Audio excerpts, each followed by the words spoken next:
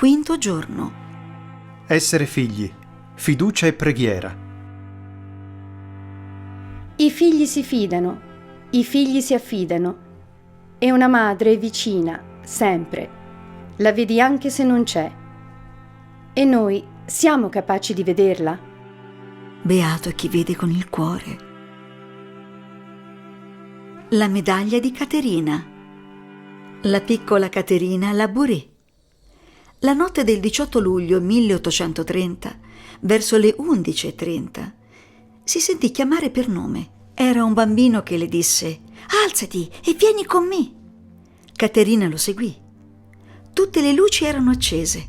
La porta della cappella si aprì appena il bambino l'ebbe sfiorata con la punta delle dita. Caterina si inginocchiò. A mezzanotte venne la Madonna. Si sedette sulla poltrona che c'era accanto all'altare. Allora sono balzata vicino a lei, ai suoi piedi, sui gradini dell'altare, e ho posato le mani sulle sue ginocchia, raccontò Caterina. Sono rimasta così non so quanto tempo. Mi è parso il momento più dolce della mia vita. Dio vuole affidarti una missione, disse la Vergine a Caterina.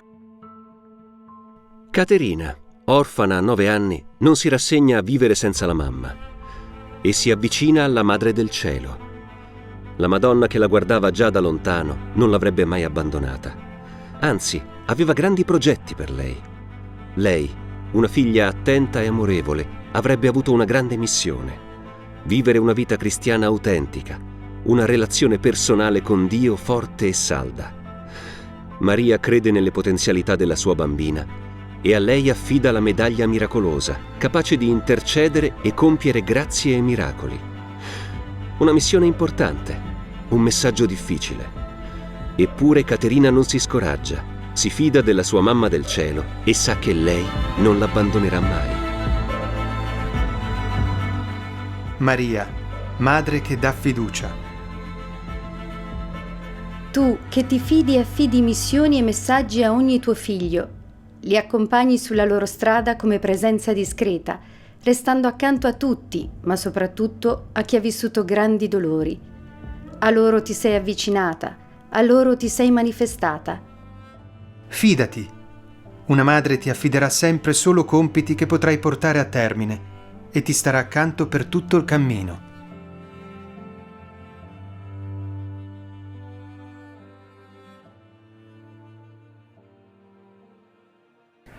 Maria Santissima ci si presenta come la donna di una fiducia incrollabile, una potente interceditrice attraverso la preghiera. Ecco, contemplare questi due aspetti, la fiducia e la preghiera, vediamo due dimensioni fondamentali della relazione di Maria con Dio. La fiducia di Maria in Dio possiamo dire che è un filo d'oro che percorre tutta la sua esistenza, dall'inizio fino alla fine. Quel sì pronunciato con consapevolezza delle conseguenze è un atto di abbandono totale alla volontà divina. Ecco, Maria si affida, Maria vive la fiducia in Dio con un cuore saldo alla provvidenza divina, sapendo che Dio non l'avrebbe mai abbandonata.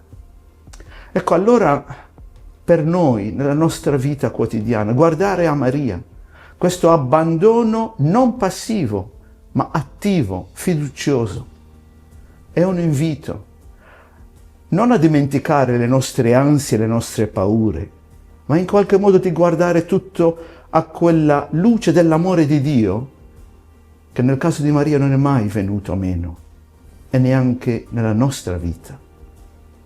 Ecco allora questa fiducia che porta alla preghiera, che possiamo dire è quasi il respiro dell'anima di Maria, il canale privilegiato della sua intima comunione con Dio. La fiducia porta alla comunione.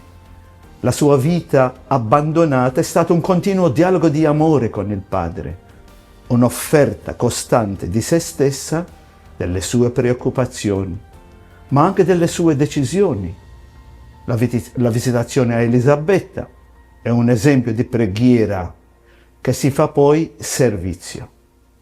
Vediamo Maria accompagnando Gesù fino alla croce. Dopo l'ascensione la vediamo nel cenacolo, unita agli apostoli, in fervente attesa. Maria ci insegna il valore della preghiera costante come conseguenza di una fiducia totale e completa abbandonandosi nelle mani di Dio. Precisamente incontrare Dio e vivere con Dio. Fiducia e preghiera e Maria Santissima sono strettamente interconnesse. Una profonda fiducia in Dio che fa nascere, fa emergere una preghiera perseverante.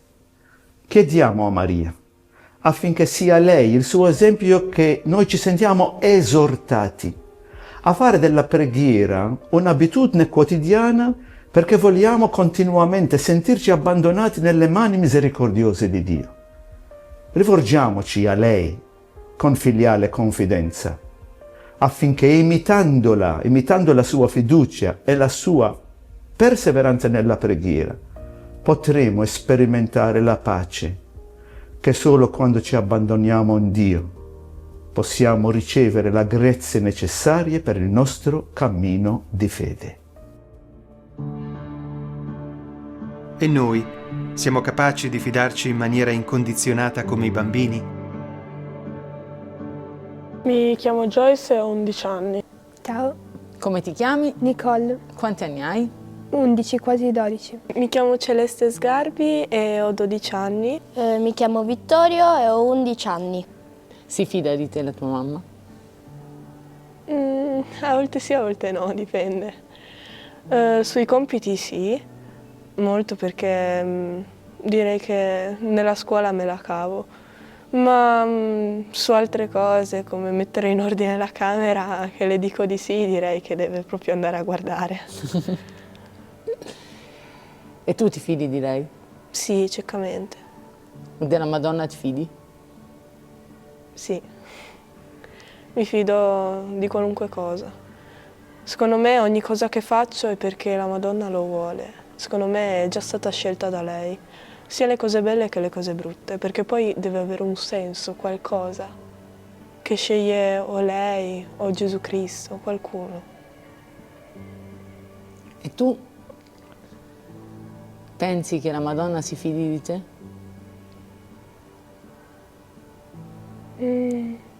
Sì, penso di sì, perché secondo me lei si fida di ognuno di noi, proprio. I suoi figli, secondo me, è proprio la sua vita, la sua unica ragione.